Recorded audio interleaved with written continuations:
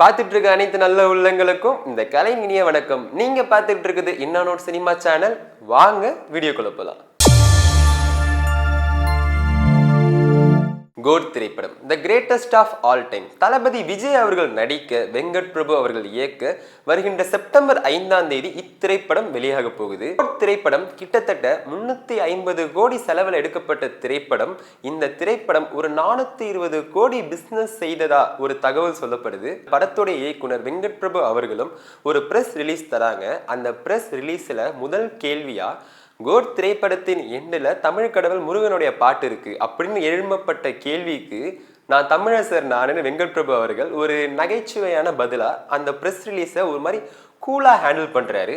அதுக்கு அவர் சொன்ன ஒரு காரணம், கோட் திரைப்படம் எல்லா மொழிகள்லையும் கொண்டு போய் சேரணும், ஒரு பேன் இந்தியாவை நான் கவர் பண்ணணும், அதுக்காக தான் கோட்னு நான் பேர் வச்சேன் அப்படின்னு சொல்றாரு. ஆனால் ஸ்பார்க் திரைப்பட பாடல் வந்தப்ப தளபதி அவர்களின் லுக்கு கோட் திரைப்படத்துல டிஏஜிங் டெக்னாலஜி பயன்படுத்தியிருக்காங்க. இதற்காக அமெரிக்கால லாஸ் ஏஞ்சல்ஸ்ல கிட்டத்தட்ட 12 கோடி செலவு செய்யப்பட்டதா ஒரு தகவல் வந்திருக்கு. இருந்தாலும் ஸ்பார்க் பாடல்ல தளபதி அவர்களுடைய லுக் ஒரு பேசும் பொருளா சோசியல் மீடியால மாறினதுனால அதுக்கு பதில் சொல்ற விதமா வெங்கட் பிரபு அவர்கள் இது எங்களுக்கு ஒரு பெரிய பெல் அடிச்ச மாதிரி இருந்துச்சு, தளபதி அவர்களை வச்சு மிகப்பெரிய எக்ஸ்பெரிமெண்ட் பண்ண வேணாம், அவரை லைட்டா ஏஜ் கம்மி பண்ணி காமிச்சாலே போதுன்ற முடிவு அதுக்கப்புறம் தான் எடுக்கப்பட்டது, இதனாலதான் ட்ரெய்லர் வரவே லேட் ஆச்சுன்னு சொல்றாங்க. வெங்கட் பிரபு அவர்கள் எங்களுக்கு ப்ரொடியூசர் அவங்களை கன்வின்ஸ் பண்ணதா ரொம்ப பெரிய கஷ்டமா இருந்தது, ஏன்னா ப்ரொடியூசர் மிகப்பெரிய தளபதி ரசிகைன்னு சொல்றாங்க. கடந்த சில நாட்களா சமூக வலைதளங்கள்ல கோட் திரைப்படத்தின் அடுத்த பாடலை பாடியது அனிருத் மற்றும் ஸ்ருதிஹாசன் அவர்கள் தான்.